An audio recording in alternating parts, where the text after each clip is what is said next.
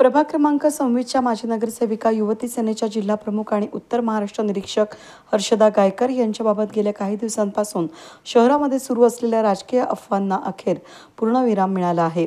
हर्षदा गायकर भाजपमध्ये प्रवेश करणार अशा चर्चांना आता स्वतः हर्षदा गायकर यांनी पत्रकार परिषद घेऊन ठाम उत्तर दिलं आहे। पत्रकार परिषदेमध्ये बोलताना त्या म्हणाल्या, मी शिवसेना शिंदे गटाची कार्यकर्ती असून उपमुख्यमंत्री एकनाथ शिंदे यांच्या नेतृत्वाखालीच कार्य करत आहे। त्यांच्या माध्यमामधून प्रभाग क्रमांक 26 मध्ये तब्बल 22 कोटी रुपयांचा निधी विविध विकास कामांसाठी मंजूर झालाय। रस्ते, गटारे, पाणी पुरवठा आणि सार्वजनिक सुविधा या क्षेत्रात मोठी प्रगती साधली गेली आहे। भाजप प्रवेशांच्या अफवांवर त्यांनी स्पष्टपणे सांगितलं की काही कार्यकर्त्यांकडून चुकीची माहिती देत माझ्या भाजप प्रवेशाबाबत अफवा पसरवल्या जात आहेत। मात्र त्यामध्ये कोणतंही तथ्य नसून मी शिवसेना शिंदे गटातच राहणार आहे। पक्षाच्या विचारधारेप्रती मी निष्ठावंत आहे। शिवसेनेच्या तत्वज्ञानाबद्दल बोलताना गायकर यावेळेस म्हणाल्या की बाळासाहेब ठाकरे यांच्या विचारांतून उभी राहिलेली शिवसेना ही जनसामान्यांची संघटना आहे। जनतेसाठी प्रामाणिकपणे काम करणं ही शिवसेनेची ओळख आहे। हाच वारसा मी पुढे नेत आहोत। गायकर कुटुंबाचे शिवसेनेशी जुने आणि घट्ट नातं असल्याचं त्यांनी यावेळी सांगितलं। कार्यकर्त्यांना आवाहन करत त्या म्हणाल्या की गैरसमज आणि अफवांमधून सावध राहा। आपण सर्वजण एकत्र राहून उपमुख्यमंत्री एकनाथ शिंदे यांच्या नेतृत्वाखाली नाशिकचा विकास साधूया।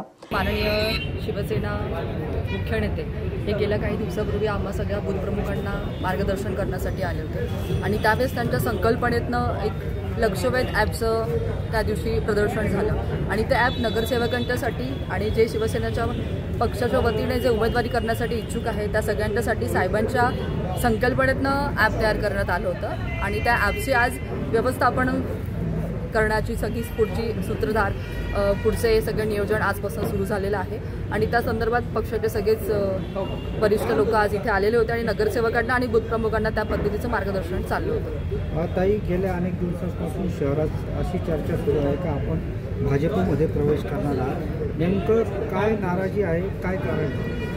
नाही, निश्चितपणानं या गोष्टीचा मी इथे निषेध करते। तुम्ही बघताय गेल्या 2.5-3 वर्षापासून महाराष्ट्र राज्याचे त्यावेळेचे उपमुख्यमंत्री आणि आताचे उपमुख्यमंत्री आणि मुख्यमंत्री एकनाथजी शिंदे साहेब आणि आमचे शिवसेना मुख्य नेते यांनी गेल्या अनेक वर्षापासून तुम्ही बघताय मला ज्या पद्धतीनं विकास निधी दिला आहे किंवा एक लोकप्रतिनिधी म्हटलं की त्यांना नागरिकांच्यापर्यंत पोहोचण्यासाठी कुठली आवश्यकता असते ती बाब लक्षात घेऊन साहेबांनी जो माझ्यावर विश्वास दाखवला आहे, ज्या विश्वासाच्या स्वरूपात मला जो निधी दिला आहे त्या पद्धतीने मला विकास कामं करता येत आहेत आणि मला इथे ठामपणे सांगावंसं वाटते की येणारे जी काही महानगरपालिकेचे इलेक्शन असतील ते आमचे आदरणीय आणि माननीय एकनाथजी शिंदे साहेब यांच्या नेतृत्वाखालीच आम्ही लढवणार आहोत।